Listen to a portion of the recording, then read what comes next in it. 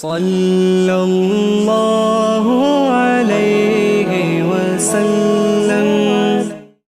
الحمدللہ رب العالمین والعاقبۃ للمتقین والصلاة والسلام علی سید الانبیاء والمرسلین وعلی آلہ واصحابہ اجمعین، اما بعد۔ اعوذ باللہ من الشیطان الرجیم، بسم اللہ الرحمن الرحیم۔ انما یأمر مساجد اللہ من آمن باللہ والیوم الآخر واقام الصلاۃ وآت الزکاۃ ولم یخش الا اللہ، صدق اللہ العظیم وصدق رسولہ النبی الکریم ونحن علی ذلک لمن الشاہدین والشاکرین والحمد للہ رب العالمین۔ ان اللہ وملائکتہ یصلون علی النبی یا ایہا الذین آمنوا صلوا علیہ وسلموا تسلیما۔ الصلاۃ والسلام علیک یا سیدی یا رسول اللہ وعلی آلک واصحابک یا سیدی یا حبیب اللہ۔ الصلاۃ والسلام علیک یا سیدی یا نبی اللہ وعلی آلک واصحابک یا سیدی یا نبی اللہ۔ تمام تعریفیں، حمد اور ثنا اللہ تبارک و تعالی کے لیے۔ درود و سلام نبی اکرم نور مجسم شفیع معظم احمد مجتبیٰ جناب حضرت محمد مصطفیٰ صلی اللہ تعالی علیہ وسلم کی ذات والا صفات کے لیے حمد و صلات کے بعد قرآن مجید کی سورہ توبہ ہے، پارہ 10 ہے اور آیت نمبر 18 ہے۔ ارشاد فرمایا انما یأمر مساجد اللہ من آمن باللہ والیوم الآخر۔ فرمایا اللہ کی مسجدوں کو وہی لوگ آباد کرتے ہیں جو اللہ اور آخرت پر ایمان لاتے ہیں۔ پھر فرمایا وَأَقَامَ الصَّلَاةَ وَآتَ الزَّكَاةَ، جو نماز قائم کرتے ہیں اور زکوٰۃ ادا کرتے ہیں۔ وَلَمْ يَخْشَ إِلَّا اللَّهُ، اور سوائے اللہ کے کسی سے ڈرتے نہیں۔ یہ لوگ اللہ کی مسجدوں کو آباد کرتے ہیں، نماز قائم کرنے والے، زکوٰۃ دینے والے، سوائے اللہ کے کسی کی رضا کو مقدم نہ کرنے والے، اور سب سے پہلے یہ کہ وہ اللہ اور آخرت پر جب ایمان مضبوط ہو جاتا ہے پھر مسجد کی طرف رجوع کرنا آسان ہو جاتا ہے۔ نبی کریم صلی اللہ تعالی علیہ وسلم نے فرمایا ہے کہ اللہ تبارک و تعالی نے مجھے جو فضیلتیں دی ہیں نا، ان میں سے ایک فضیلت یہ ہے کہ اللہ تعالیٰ نے میرے لیے ساری زمین کو مسجد بنا دی ہے۔ اس کا معنی یہ ہے کہ جہاں بھی نماز ادا کرو گے تمہاری نماز ہو جائے گی، لیکن وہ خاص حصہ،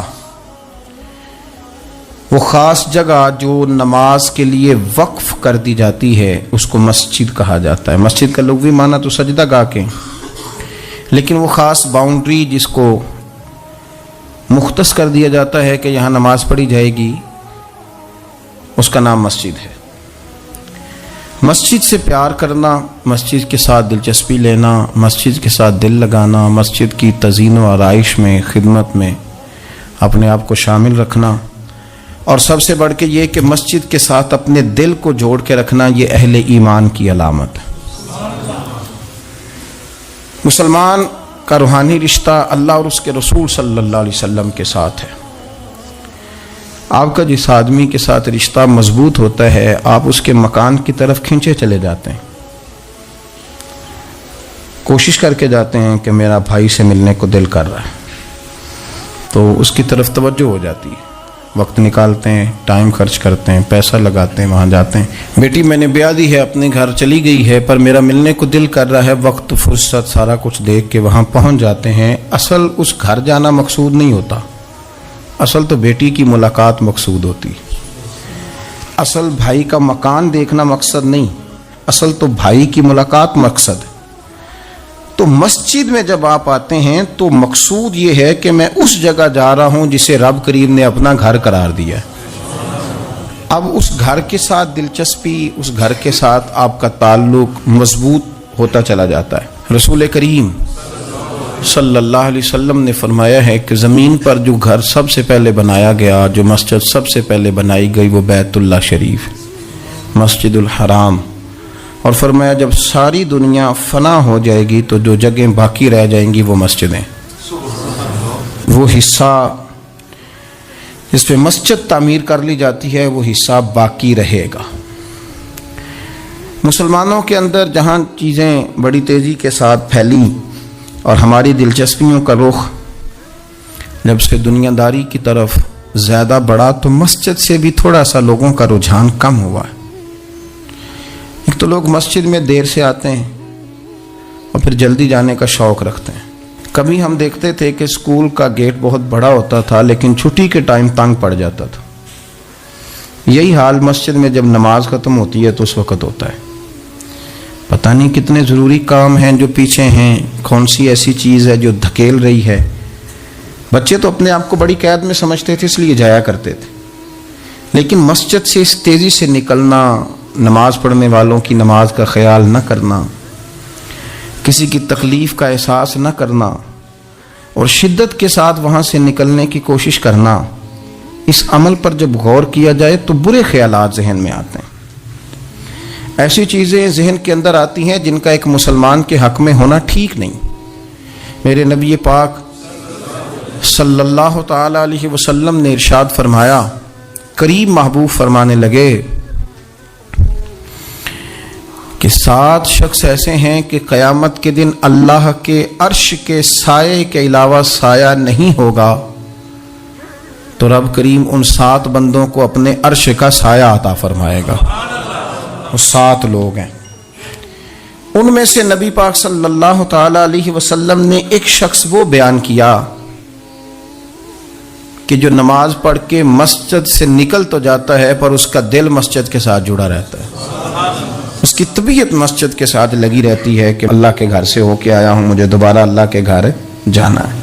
اس کا دل لگا رہتا ہے، جڑا رہتا ہے، وہ انتظار کرتا ہے کہ دوبارہ کب میں نے مسجد میں جائیں۔ یہ رویہ نہیں اس کا ہونا چاہیے کہ وہ کہے اوہو سردیوں میں تو بس نماز ہی نماز رہ گئی ہے، اعتراض نہ کرتا پھرے، بلکہ وہ اس کا دل جڑا رہے۔ مسجد کے ساتھ جو خاص رشتہ ہے، بخاری مسلم میں حدیث ہے، نبی پاک صلی اللہ علیہ وسلم نے فرمایا، ویسے تو ساری زمین ہی اللہ کی ہے نا، للہ ما فی السماوات و ما فی الارض، زمین و آسمان میں جو کچھ بھی ہے وہ اللہ کا ہے، لیکن حضور فرماتے ہیں کہ خطہ زمین پر جو جگہ رب کو سب سے زیادہ پیاری، جگہ ساری اللہ کی ہے، پر جو اللہ کو سب سے پیارا ٹکڑا ہے وہ جگہ ہے جہاں مسجد بنا دی جاتی ہے۔ وہ خاص خطہ، آپ ذرا حدیث کے لفظوں پر غور کریں، فرمایا احب البلاد، وہ اللہ کا محبوب ٹکڑا ہے زمین پر جہاں مسجد بنا دی جاتی ہے۔ وہ اب آپ اندازہ کریں کہ وہ پیسے کتنے قیمتی ہیں، جو کمائے کسی نے تھے، لگ مسجد میں گئے، اور محبوب کس کے ہو گئے؟ اللہ تعالیٰ کے۔ یعنی میرے تیرے کمائے ہوئے پیسے اللہ کے محبوب پیسے تب بنیں گے جب اللہ کے گھر میں خرچ ہو جائیں گے، تعمیر مسجد پر، تشکیل پر۔ فرمایا یہ سب سے زیادہ اللہ کو، اور سید عالم صلی اللہ تعالی علیہ وآلہ وسلم نے ارشاد فرمایا کہ اللہ تبارک و تعالیٰ کو زمین پر، زمین ساری ہی اللہ کی ہے، لیکن اللہ تبارک و تعالیٰ کی زمین پر جو جگہ اللہ کو ناپسند ہے وہ جگہ ہے جہاں بازار بنا دیا جاتا ہے، جہاں مارکیٹیں بنتی ہیں، جہاں لوگوں کے ساتھ ظلم ہوتا ہے، دھوکے ہوتے ہیں، جھوٹ بولا جاتا ہے۔ یہ بخاری مسلم کی حدیث۔ ناپسندیدہ زمین کا ٹکڑا وہ ہے جہاں بازار بنتا ہے، اور پسندیدہ ٹکڑا وہ ہے جہاں شوق کس بات کا زیادہ، میری مارکیٹ ہو کہ میرے نام کی مسجد ہو، یہ میری زمین کا جو ٹکڑا میری مارکیٹ ہو، میرا پلازا ہو، اور پچھلا مکان خرید کے نہ تو ایک لائن پیچھے نکالتا ہوں، 12 دکانیں ادھر ہو جائیں گی، 12 دکانیں ادھر ہو جائیں گے، پھر حساب نکالتا ہے کہ 20,000 ایک کا کرایہ ہے تو کتنا بنا مہینے کا، اس کو یہ نہیں پتا کہ تیری یہ زمین تھی اللہ کی، اب تو نے اس کا وہ حشر کیا ہے کہ یہ ناپسندیدہ ترین ہو گئی، ناپسندیدہ ترین. اور اگر تیری ہی زمین ہو، اپنی خوش قسمتی تو دیکھیں کہ میری زمین، میرے پیسے، اور جب میں نے مسجد بنا دی تو وہ پیسے رب کے پیارے ہو گئے، وہ زمین اللہ کی محبوب ہو گئی، وہ پیسے پیارے ہو گئے، وہ محبوب ہو گئے. لیکن بڑا ہی مشکل کام ہے. مسجدوں میں اعلان ہوتا ہے کہ بل آ گیا ہے، کوئی مہربانی کرو، اور پھر پکے سچے حاجی، نمازی، نیک، صالح، پرہیزگار بندے بڑی مشکل سے جیب میں ہاتھ ڈالتے ہیں، اور جو باہر آتا ہے اس میں پورا 100 روپیہ نکل آتا ہے، پورا ہی 100، یعنی کہ، اور گننے میں آپ کو پتہ ہے 1-1 روپیہ کر کے گنے تو 5-7 منٹ تو 100 گننے میں لگ ہی جاتے ہیں، پھر وہ گننا پڑتا ہے. اور مسجد کی ٹوپیوں میں سے، مسجد کے گلوں میں سے اکثر وہ لوٹ نکلتے ہیں جو دکاندار لیتا ہی نہیں، وہ کہتے ہیں اللہ کو دے آتے ہیں جا کے. دیکھیں اپنا رویہ اس لحاظ سے درست کریں، اس لحاظ سے درست کریں کہ جس طرح میرے لیے اپنا گھر بنانا ضروری ہے نا، اسی لیے میرے لیے مسجد بنانا بھی اسی طرح ضروری ہے. جب حضور جتنا عرصہ تک مکہ شریف میں تشریف فرماتے تو زیادہ وقت مسجد الحرام میں گزارتے تھے، اور جب قریب محبوب صلی اللہ تعالی علیہ وسلم، محبوب دو عالم علیہ السلام مدینہ طیبہ تشریف لے آئے تو حضور نے سب سے پہلے مسجد قباء کی تعمیر فرمائی. کوئی ایک حجرہ نہیں ابھی بنایا، ابھی یہ طے نہیں کیا کہ میں نے مدینے کے کس حصے میں اپنا مکان بنانا ہے، کہاں رکنا ہے. سب سے پہلے مسجد شریف کی تعمیر فرمائی اور بنفس نفیس فرمائی. مسجد مکمل ہو گئی. سرکار کا قیام تھا جناب ابو ایوب انصاری کے گھر میں. تھوڑے سے فاصلے پر نظر پڑی تو ایک کھلا میدان موجود تھا، 2 یتیم بچوں کی زمین تھی. فرمایا یہ زمین مجھے دے دو، اس میں میں مسجد بناؤں گا. ان 2 یتیم بچوں نے عرض کی یا رسول اللہ صلی اللہ علیہ وسلم آپ رکھ لیں، مسجد بنا لیں. فرمایا یوں نہیں بھائی، پیسے دیں گے. اسلام یہ نہیں کرتا کہ بندے کی حیثیت سے زیادہ اس پر بوجھ ڈال دیا جائے. وہ یتیم بچے ہیں، ابھی ان کے پاس کوئی ایسے ذرائع نہیں ہے مال کمانے کے، تو فرمایا تمہیں پیسے ملیں گے. اور حضرت ابوبکر صدیق رضی اللہ تعالیٰ عنہ اور حضرت عثمان غنی جیسے مالداروں کے ذمے لگایا گیا کہ انہیں رقم ادا کی جائے. وہ پیسے ان بچوں کو دیے، یہاں مسجد کی تعمیر شروع کی. اب چونکہ مسجد قباء بھی سرکار نے بنائی تھی تو ایسا نہیں فرمایا کہ اس کو چھوڑ دیا جائے، بلکہ صحیح حدیث کے لفظ ہیں کہ نبی کریم علیہ السلام ہر ہفتے یا گھوڑے پر بیٹھتے یا اونٹنی پر بیٹھتے یا پیدل سفر کرتے، اور ہر ہفتے فجر کی نماز پڑھ کے مسجد قباء تشریف لے جاتے. اس مسجد کی آباد کاری میں حضور دلچسپی لیتے، شوق تھا سرکار کو، اس کو آباد کرنے میں دلچسپی لیتے. اور پھر میرے محبوب کریم علیہ السلام نے اس مسجد کے آباد کرنے میں ایک اور فضیلت بیان کی. فرمایا جو بندہ گھر سے وضو کرے اور میری مسجد قباء میں آ کے 2 رکعت نفل پڑھے، اللہ کے رسول کا وعدہ ہے اللہ اسے پورے عمرے کا ثواب عطا فرمائے گا. آپ دیکھ لیں مدینہ شریف میں جس طرح مسجد نبوی شریف ہر وقت کھلی رہتی ہے، مسجد قباء بھی ہر وقت کھلی رہتی ہے. ہر وقت وہ مسجد موجود ہے، دن کو جائیں رات کو جائیں آپ کو وہاں نماز پڑھنے کے مواقع میسر ہیں. گویا حضور نے بنائی بھی ہے اور میرے نبی نے بسائی بھی ہے، اور وہ پوری طرح بسی ہوئی ہے. وہاں لوگوں کا آنا جانا ہے، وہاں ہر قسم کی خوشبو. یہاں حضور نے مسجد کی بنیاد رکھی، حجرہ کوئی نہیں ابھی بنایا، کسی زوجہ کے لیے رہنے کو کوئی جگہ نہیں بنائی. یہ اب شوق دیکھیں، مسجد کے ساتھ حضور کی دلچسپی دیکھیں کہ سرور کائنات صلی اللہ تعالی علیہ وسلم نے مسجد نبوی شریف کی بنیاد رکھی. مسجد کے لیے حضور نے خود بنفس نفیس تعمیر میں حصہ لیا. حضور پتھر اٹھا کے لاتے، مسجد کی تعمیر میں کام کرتے. حضرت سیدنا ابو ہریرہ رضی اللہ تعالیٰ عنہ فرماتے ہیں ہم 1-1 اینٹ اٹھا کے لاتے تھے تو حضرت عمار بن یاسر رضی اللہ تعالیٰ عنہ 2 اینٹیں اٹھاتے تھے. تو جب وہ اینٹیں اٹھا کے لا رہے تھے تو ان کے کپڑوں کو کچھ مٹی لگ گئی. تو جس طرح انسان کسی بچے کو شاباش نہیں دیتا اور کبھی کسی بچے کو مٹی لگ جائے تو اس کے کپڑے نہیں جھاڑتا، سرور کائنات صلی اللہ تعالی علیہ وآلہ وسلم نے جب دیکھا، یہ بخاری کے لفظ ہیں، سید عالم علیہ السلام نے جب دیکھا کہ حضرت عمار بن یاسر کے کپڑوں کو مٹی لگ گئی ہے تو حضور صلی اللہ علیہ وسلم قریب گئے اور صحابہ فرماتے قربان جائیں حضور نے اپنے دست مبارک سے ان کے کپڑوں کی مٹی جھاڑنی شروع کر دی. گویا مسجد بنانے والے مزدور کے ساتھ نبی پاک علیہ السلام کی اتنی دلچسپی ہے، اگر اس کے کپڑوں کو مٹی لگ جائے تو حضور اپنے ید اللہ والے ہاتھوں سے وہ مٹی صاف فرماتے ہیں۔ ہمارے ہاں اول تو ہمارا مزاج نہیں مسجد کی طرف توجہ دینے کا، اگر کوئی 2-4 بندے مسجد کی کمیٹی میں کبھی زبردستی الجھ جائیں، ان کو الجھا ہی لیا جائے، تو سب سے پہلا فتویٰ یہ لگتا ہے کہ یہ بندہ خزانچی ہے، مسجد کو کھا گیا۔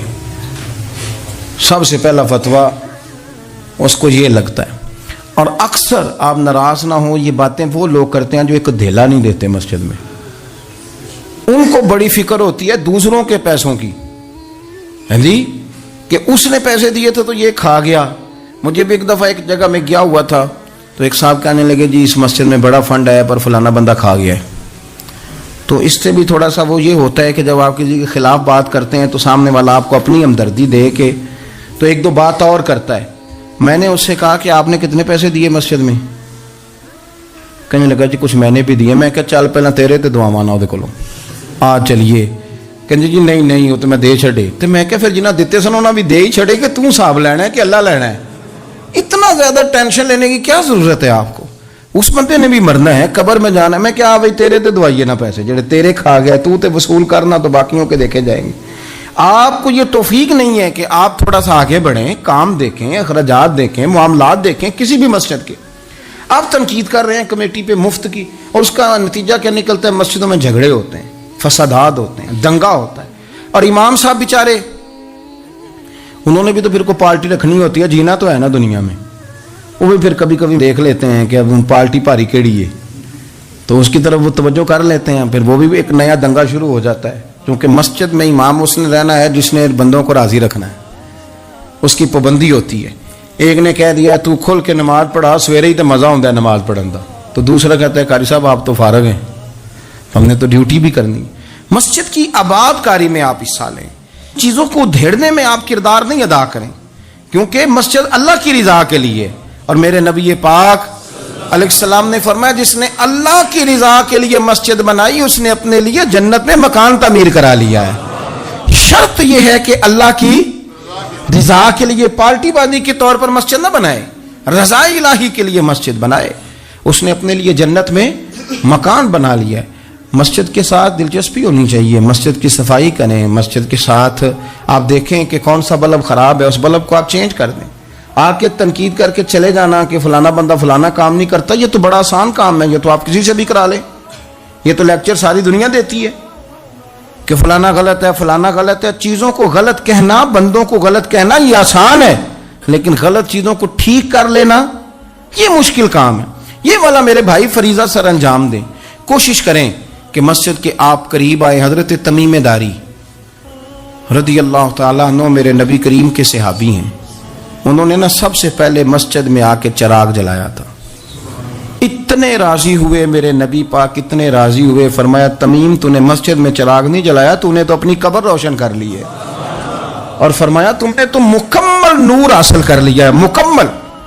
اور خاص حضور نے ڈیوٹی لگائی سیدنا بلال حبشی کی، وہ مسجد کا خیال کرتے، مسجد پہ توجہ دیتے، مسجد نبوی میں کون سی چیز کہاں کس انداز میں کرنی ہے، حضرت بلال وہ خدمت سر انجام دیتے۔ نبی پاک علیہ السلام مسجد کے لیے مختلف اوقات میں مختلف احکام جاری کرتے۔ پہلے سرکار دو عالم صلی اللہ علیہ وسلم نے ایک دروازہ مخصوص کر دیا تھا، فرمایا بھئی ایک فیصلہ میرا یہ ہے کہ اس گیٹ سے صرف عورتیں آئیں گی، مرد نہ داخل ہوں۔ حضور نے وقف کر دیا عورتوں کے لیے۔ پھر ایک وقت ایسا آیا کہ نبی پاک صلی اللہ علیہ وسلم کے بہت سارے صحابہ نے جن کے گھر مسجد کے بالکل ساتھ ساتھ تھے، انہوں نے مسجد کے اندر دروازے کھول لیے تھے، مسجد میں آیا کرتے تھے۔ اللہ کے رسول صلی اللہ علیہ وسلم نے فرمایا بھی اب جماعت کا وقت ہوتا ہے اور بالکل دروازہ مسجد کے اندر تم نے کھولا ہوا ہے تو کچھ چیزوں میں مشکل پیدا ہوتی ہے، لہذا سارے دروازے بند کر دو، ایک دروازہ کھلا رہے، اور وہ ہے جناب ابو بکر صدیق کا۔ وہ آج بھی کھلا ہے مسجد نبوی میں، اس کو وہ دروازے کو بند نہیں کرتے، کبھی ضرورت ہو تو وہ آگے کوئی کنات لگا دیتے ہیں، دروازہ وہ ہمیشہ کھلا رہتا ہے، اس لیے کہ اس کو میرے نبی پاک نے کھولا ہے، وہ دروازہ کھلا رہتا ہے۔ حضور نے مختلف اوقات میں مسجد کی تزئین و آرائش میں، اس کی وسعت میں دلچسپی کا اظہار کیا۔ حضرت بلال جھاڑو دیتے، آنے والے لوگوں کا خیال کرتے۔ مجھے کہہ لینے دیں، اس کو سیاسی نہ رہنا سمجھے، مجھے کہنے دیں، اور میں بہت ساری احادیث اور بہت ساری سیرت کی کتابوں کا نچوڑ ایک جملے میں بیان کرتا ہوں. مسجد نبوی ایک پارلیمنٹ ہاؤس کا درجہ رکھتی تھی. اسی میں سارے فیصلے ہوتے تھے, اسی کے اندر کافروں کے ساتھ جو معاملات تھے وہ طے ہوتے تھے, اسی میں ہر چیز سیٹ ہوتی تھی مسجد کے اندر. ہماری سیاست ناپاک اس لیے ہوئی ہے کہ ہم نے مسجد سے باہر نکال دی. جب تک یہ مسجد کے اندر تھی وضو کر کے لوگ بیٹھتے تھے, قرآن پاک کی آیات بیان کر کے اپنا موقف بیان کرتے, بڑا صاف ستھرا نظام چلتا تھا. امیر المومنین کا پارلیمنٹ ہاؤس مسجد ہوتی تھی, وہ مسجد میں بیٹھ کے سارے کام کرتے تھے اور مسجد کے پاکیزہ ماحول کے اندر سارے کام مکمل کیے جاتے تھے. حضرت سیدنا بلال حبشی کی ڈیوٹی تھی. جن لوگوں نے مسجدیں بنائی ہوتی ہیں ان کو مسجدوں سے پیار بھی بڑا ہی ہوتا ہے, اور میں اکثر آئمہ مساجد کو میں نے دیکھا ہے. امام صاحب نہ بیچارے پہلے انہوں نے بندہ تلاش کرنا ہوتا ہے جو ان کی جگہ پہ نماز پڑھائے, پھر انہوں نے کہیں جانے کا وعدہ کرنا ہوتا ہے, پھر وہ 15 فون کرتے ہیں فلانے کے پاس چابیاں وہ لے کے جماعت کرا دینا. بڑا پیار کرتے ہیں مسجد سے بڑا, لیکن اس بیچارے کا ایک قدم بھی مسجد میں پکا نہیں ہوتا. سارے نمازی غلطی کر لیں بھول جائیں تو بچ جاتے ہیں, ان کو کوئی مسجد سے نہیں نکالتا. لیکن امام کبھی کسی موقع پر کسی بھی جگہ کو 2-4 جگہ پہ چھٹی کر لے, کوئی غلطی کر لے تو فارغ ہو جاتا ہے. حالانکہ سب سے زیادہ دلچسپی اس کی ہوتی ہے مسجد کے ساتھ. ہم مسجد کی آباد کاری میں جب ذوق پیدا کریں گے, نبی پاک صلی اللہ علیہ وسلم جب سفر پہ جاتے تھے تو سب سے آخر میں مسجد نبوی شریف میں آتے, نماز پڑھتے, اور جب سفر سے واپس آتے تو سب سے پہلے مسجد میں آتے, نماز ادا کرتے. حضرت بلال حبشی مسجد کی خدمت کرتے تھے. پھر حضور کے وصال کے بعد وہ ملک شام تشریف لے گئے,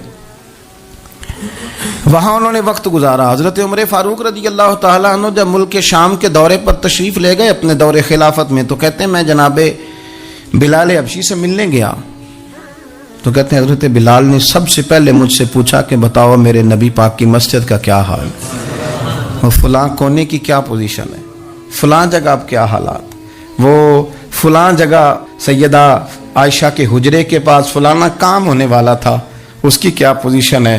ایک ایک چیز کے بارے میں پوچھا. کیا خوبصورت فرمان ہے حضرت عبداللہ ابن مسعود کا. آپ فرمایا کرتے اللہ کا کوئی بندہ جب مسجد میں کسی مخصوص جگہ نماز پڑھتا ہے نا, تو جب وہ کچھ دن نہیں آتا تو مسجد اس کا انتظار کرتی, مسجد اسے ڈھونڈتی ہے, مسجد پوچھتی ہے وہ کدھر گیا, قربان جاؤں. فرمایا اگر وہ بندہ انتقال کر جائے, وہ دنیا چھوڑ جائے, تو مسجد کی وہ صف روتی ہے, وہ اسے ڈھونڈتی ہے, وہ اس کو تلاش کرتی ہے, وہ اس کے لیے آنسو بہاتی, اللہ کے حضور التجا کرتی ہے کہ یا اللہ وہ یہاں رہا کرتا تھا, وہ یہاں نماز پڑھتا تھا, وہ یہاں آیا کرتا تھا. مسجد اس کے لیے روتی ہے. اللہ کرے آپ سمجھے میری بات. کسی کو بیٹے رو رہے ہیں, کسی کو بیٹیاں رو رہی ہیں, کسی کو وہ لوگ رو رہے ہیں جن کی ضرورتیں پوری کرتا تھا. اور یہ جو مسجد سے پیار کرنے والا تھا, مسجد کا نمازی, اس کے لیے مسجد کی صف, مسجد کا مصلی آنسو بہاتا ہے. اے مالک وہ کہاں گیا جو یہاں نماز پڑھتا تھا, مجھے بتلاؤ. جس کو مسجد یاد کر کے روئے گی, پھر اس کی قبر پہ اللہ کتنی رحمتوں کا نزول فرمائے, پھر اس کے اوپر کس قدر کرم کی برکھا برسے, اسے کس قدر نوازا جائے گا جس کے لیے مسجد روئے گی. مسجد کا یہ اعزاز ہوگا جس کے لیے. ایک صحابی نے عرض کیا تھا کہ یا رسول اللہ صلی اللہ علیہ وسلم میں نابینا ہوں, مجھے نظر نہیں آتا, اجازت ہے گھر میں نماز پڑھ لوں؟ تو میرے کریم علیہ السلام نے فرمایا تیرے کانوں میں اذان کی آواز جاتی ہے؟ حضور جاتی ہے. فرمایا پھر گھر نہ پڑھ, پھر مسجد آ کے پڑھ, پھر تو مسجد میں آیا کر, تو نماز پڑھا کر, تیرے کانوں میں آواز جاتی, لہذا تو مسجد میں آیا کر, یہاں آ کے نماز پڑھا کر. بہت سارے لوگ ہیں عدم دلچسپی. ہاں گھر میں بھی نماز پڑھنی چاہیے. مشکات میں حدیث ہے, نبی پاک علیہ السلام نے فرمایا اپنے گھروں میں مسجدیں بناؤ, یعنی ایک جگہ مخصوص کرو وہاں جہاں صرف نماز پڑھی جائے گی. فرمایا اپنے گھر میں مسجد بناؤ اور کچھ حصہ نماز کا گھر میں بھی پڑھا کرو, کچھ نوافل, کچھ سنتیں, کچھ حصہ گھر میں بھی نماز کا پڑھا کرو. فرمایا اپنے گھر کو قبرستان نہ بناؤ. اس کا مطلب ہے جس گھر کے اندر نماز نہ پڑھی جائے بالکل, اس گھر میں سارے زندے لوگ بھی رہتے ہوں تو گھر قبرستان ہے. یہ حضور کا فرمان ہے کہ سارے لوگ زندے ہیں, ہنستے ہیں, بستے ہیں, کھیلتے ہیں, اٹھتے ہیں, پر 2 رکعتیں نماز نہیں پڑھی جاتی, وہ قبرستان ہے. حضور نے فرمایا قبرستان ہے. جتنی مرضی ٹائلیں لگی ہوئی ہوں, ہر کمرے میں AC ہو, بڑا شاندار باتھ روم ہو, ساری سہولتیں ہوں, اگر گھر والے گھر میں کچھ نماز نہیں پڑھتے, خواتین نہیں پڑھتی, مرد کچھ نفل نہیں پڑھتے, وہ قبرستان ہے. اور جس گھر میں کوئی اٹھ کے سویرے تہجد کا وضو کرتا ہے, وہ مردوں کا گھر نہیں, وہ تو زندوں کا گھر ہے. بچوں کو تکلیف تو ہوتی ہے جب سویرے بوڑھے اٹھ کے تہجد کا وضو کرتے ہیں, کیونکہ ان کے سونے کا ٹائم ہی وہ ہوتا ہے جب بابے اٹھ جاتے ہیں. بابا جی سویرے اٹھ کے وضو کر رہے ہوتے ہیں تو بچہ تنگ ہوتا ہے. دیکھو جی مطلب چونکہ اس نے تو سونا ہی اس وقت ہے جب دنیا کے جاگنے کا وقت ہے, لیکن اس کو پتہ نہیں جب تیرے گھر میں کوئی تہجد کا وضو کرتا ہے تو رب راضی کتنا ہوتا ہے. ہو سکتا ہے تیری بھی بڑی خطائیں اس کی وجہ سے معاف ہو جاتی ہیں. اس کا بوڑھا باپ, اس کا دادا, اس کا نانا سویرے اٹھ کے نماز پڑھنے لگا. ہم کیوں نہیں اس بات کو سمجھتے کہ مسجد کے ساتھ ہماری دلچسپی, اللہ کے گھر کے ساتھ ہمارا تعلق. میرے نبی کریم صلی اللہ تعالی علیہ وسلم نے فرمایا, میں نے جنت کے اندر دیکھا کہ کس عمل کا ثواب زیادہ ہے, تو فرمایا میں نے سب سے زیادہ اجر والے جو اعمال دیکھے ان میں ایک عمل یہ ہے کہ جو بندہ مسجد کی صفائی کر کے کچھ کوڑا مسجد سے باہر نکال دے گا, رب کریم اسے جنت میں بڑا درجہ عطا فرما دے گا. لیکن یہ تو کام کرے گا کوئی غریب آدمی, ناراض نہ ہونا. مسجد میں جھاڑو دے گا کوئی. میں نے اپنے لاہور والے سارے پیر بھائیوں کو بلایا تھا کچھ دن ہوئے, میں نے ان کو نصیحت کی تھی کہ آپ اپنے علاقے کی مسجد کی صفائی کیا کریں, اور ساتھ میں نے انہیں کہا تھا کہ یہ میرا اپنے حکم سمجھنا ہے کہ مسجد کے انتظامی معاملات میں مداخلت نہیں کرنی. اپنی مسجد محلے کی میں جائیں اور جا کے جھاڑو دیں. بابا فرید صاحب رحمۃ اللہ علیہ فرمایا کرتے تھے, جو چاہتا ہے اس کے دل کو سکون ملے تو وہ اللہ کے گھر میں جھاڑو دیا کرے. اور خود اپنے آپ سے کہا کرتے تھے, اٹھ فریدہ ستیا جھاڑو دے مسیت, تو ستیں رب جاگدا تیری ڈاڈے نال پرید. مسجد کی صفائی کر. لیکن یہ بھی غریبوں کے حصے میں آیا. امیر بندہ تو 50,000 روپیہ دیتا ہے مسجد میں, کہتا ہے واکر خرید لو. پھر اس کے بعد قاری صاحب سے آ کے کہتا ہے کہ تو واکر لے کے دیتا سی, صفائی کیوں نہیں کران دے. تو اگر کوئی غریب آدمی ذرا ڈرتے ڈرتے لقمہ دیتا ہے تگڑے بندے کو, ڈرتے ڈرتے وہ اسے کہہ ہی دے نا کبھی کہ قاری صاحب کو صفائی نہیں کرائی دی, تو پھر امیروں کے پاس ایک اور بھی جملہ ہے, وہ کہتے انہیں کہڑا آپ کرنی بالا کو نہیں کرانی, تو میں کہ تسی اپنے بالا کو کرا لو, لیاؤ بالا نال. وہ نہیں کرتے صفائی. اگر آپ کے بچے آپ کے کہنے پہ صفائی نہیں مسجد کی کرتے تو قاری صاحب کے کہنے میں کب صفائی کریں گے. قاری صاحب کے پاس بھی بچوں کی اماں آ جاتی ہے, وہ آ کے کہتے ہیں مولوی تو 8,000 کا ہے اور میرا بچہ 1.5 کروڑ کا ہے, میرے سے پیسے لے کے صفائی والا بندہ رکھ لے, میرا بچہ نے اسکول جانا ہوتا ہے, سبق سنانے آتا ہے کہ صفائیاں کرنے آتا ہے. کہاں ہیں وہ لوگ گئے جو توجہ کے ساتھ مسجد سے پیار کرتے تھے, جن کا ذوق ہوتا تھا, جن کو شوق تھا کہ وہ مسجد کے ساتھ اپنی دلچسپیوں کو برقرار رکھیں گے اور دور سے چل چل کے مسجد کے قریب آئیں گے. طبیعت ہی نہیں, دل ہی نہیں. وہ بندہ جس نے 50,000 روپیہ دیا وہ جھاڑو کو ہاتھ لگائے, توبہ توبہ توبہ توبہ, وہ کوئی کام کر لے, ہو ہی نہیں سکتا, سوال ہی نہیں پیدا ہوتا. وہ تو آ کے کہے گا, جاتی دفعہ کہہ جائے گا کہ وہ ذرا فلانی جگہ کو بھی صاف کرا دے, وہاں بڑا برا حال تھا. تو بھئی یہ تو اللہ کا گھر ہے, تو جس طرح اللہ سب کا رب ہے اسی طرح مسجد بھی سب کی سانجی ہے کہ نہیں. تو وہ تھوڑی سی نیکی آپ کر لیں, وہ جھاڑو پڑا ہے, کام کریں اپنے علاقے کی مسجد کی خوبصورتی میں, تزئین و آرائش میں, اور کوشش کریں تھوڑا چل کے وقت پہ مسجد میں جائیں, ذوق بنائیں. ایک قبیلہ تھا مسجد نبوی شریف سے تھوڑا دور رہتے تھے وہ لوگ, تو نبی کریم صلی اللہ تعالی علیہ وسلم کی مسجد کے دائیں بائیں نا کچھ مکانات خالی ہوئے, تو مالکوں نے یہ کہا کہ ہم یہ مکانات بیچیں گے. ان کو دور سے آنا پڑتا تھا, تو انہوں نے ارادہ کیا کہ یہ قریب کے جو مکانات ہیں یہ ہم خرید لیتے ہیں. نبی کریم صلی اللہ تعالی علیہ وسلم کو خبر ملی کہ بنو سلیم قبیلے کے وہ لوگ یہ مکان خرید رہے ہیں تاکہ ہمیں مسجد کا قرب نصیب ہو جائے. دور سے چل کے آنا پڑتا ہے, وہ قریب آ جائیں گے تو ذرا مسجد میں حاضری ہماری آسان ہو جائے گی. حضور نے انہیں بلا لیا, فرمایا تم مکان خریدو تمہاری مرضی, نہ خریدو تمہاری مرضی, پر ایک بات سن لو, تم جتنے قدم چل کے آتے ہو نا, رب کے فرشتے تمہارے قدم لکھ لیتے ہیں, تمہارے قدم لکھے جاتے ہیں, تمہارے قدم 2 دفعہ حضور نے فرمایا, حدیث میں موجود ہے, 2 دفعہ تمہارے قدم لکھے جاتے ہیں. وہ لوگ بڑے مشتاق تھے اللہ کے بارگاہ سے اجر کے آنکھیں گول. حضور فرشتے ہمارے قدم لکھتے ہیں, رب کو دکھاتے ہیں کہ اتنے قدم چل, ہاں تمہارے قدم لکھے جاتے ہیں. کہا یا رسول اللہ ہم نے نہیں قریب آنا, ہم دور ہی ٹھیک ہیں, ہم چاہتے ہیں ہمارے زیادہ قدم لکھے جائیں، زیادہ قدم، ہم دور سے چل کے آیا کریں گے۔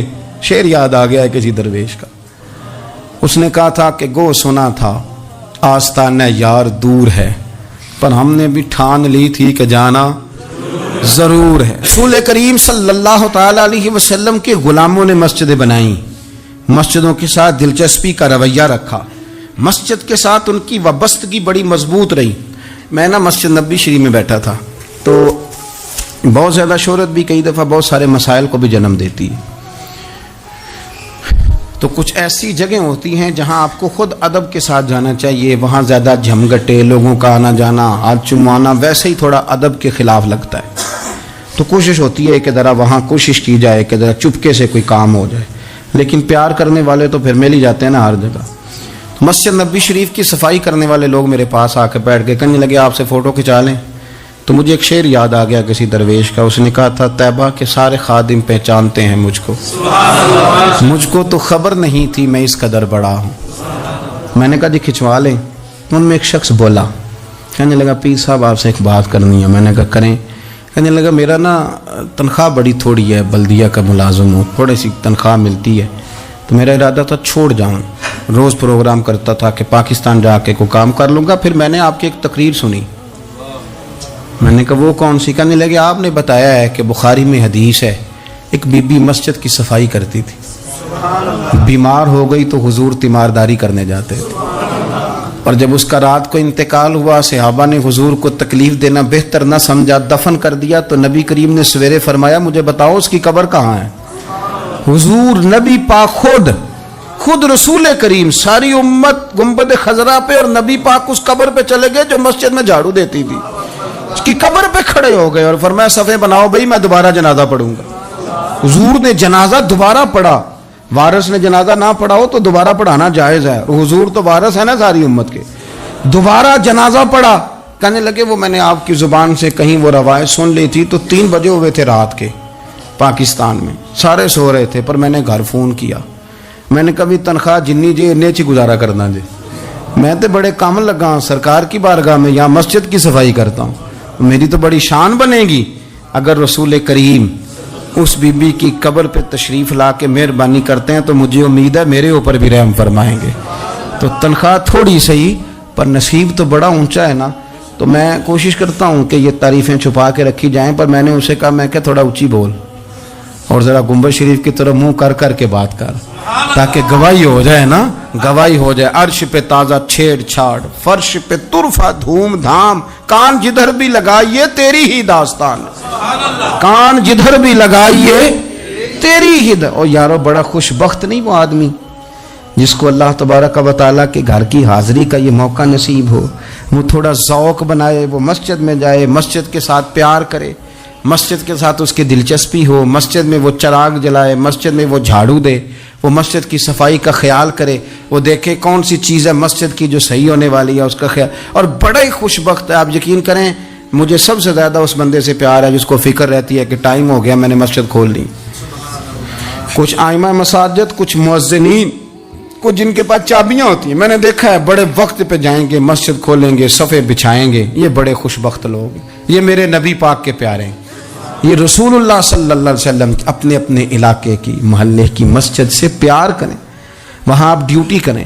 ہمارا نہ جو بندہ ڈیوٹی کرتا ہے وہ نہ کچھ سربراہی بھی لینا چاہتا ہے، بغیر سربراہی کے ڈیوٹی کریں، دیکھیں آپ وہاں کیا خدمت سر انجام دے سکتے ہیں، کس طرح کر کے آپ اپنا کردار، آپ کی طبیعت بڑی ٹھنڈی رہے گی۔ آپ اللہ کے گھر سے پیار کریں گے تو اللہ آپ کے گھر کو آباد کرے گا، آپ کو بڑی ساری برکتیں، بڑی ساری سعادتیں ملیں گی، بڑی ساری نعمتیں آپ کو میسر آئیں گی۔ ایک دفعہ میں یہاں نا نماز پڑھ کے نا تھوڑا میں کبھی جب میں خود جماعت کرایا کرتا تھا شروع میں، تو میں یہاں تھوڑا سا گھومتا تھا کئی دفعہ باہر گلی میں، تو 15-20 دنوں کے بعد ایک بابا جی کبھی آتے تھے تو 10 روپے 15 روپے بار گلے میں ڈال کے چلے جاتے تھے، تو میں نے ان کو میں جانتا نہیں تھا، 2-3 دفعہ نظر پڑی تو مجھے تھوڑا سا ذہن بنا کہ یہ بزرگ کون ہے۔ میں نے ایک دن ان سے کہا، میں نے کہا بزرگوں آپ اکثر آتے ہیں اور 10-15 روپے آپ گلے میں ڈالتے ہیں اور آپ چلے جاتے ہیں، پھر جدھر سے آپ آتے ہیں، یہاں تو نا بندہ رستے سے گزر رہا تھا تو جاتی دفعہ مسجد نظر آئی تو اس نے کچھ ڈال دیا تو واپس لوٹ جاتے ہیں۔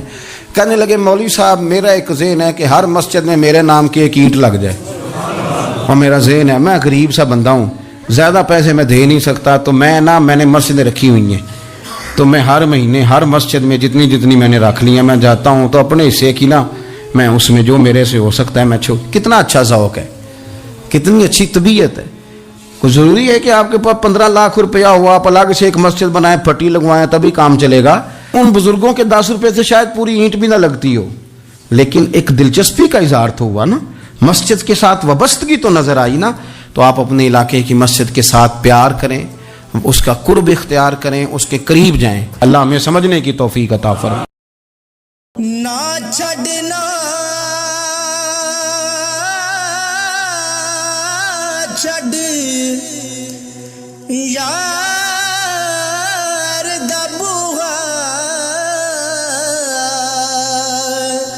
ہو جاویں گی روگی جیڑی بکری جڑوں وچڑی، تے او بگیاڑا جوگی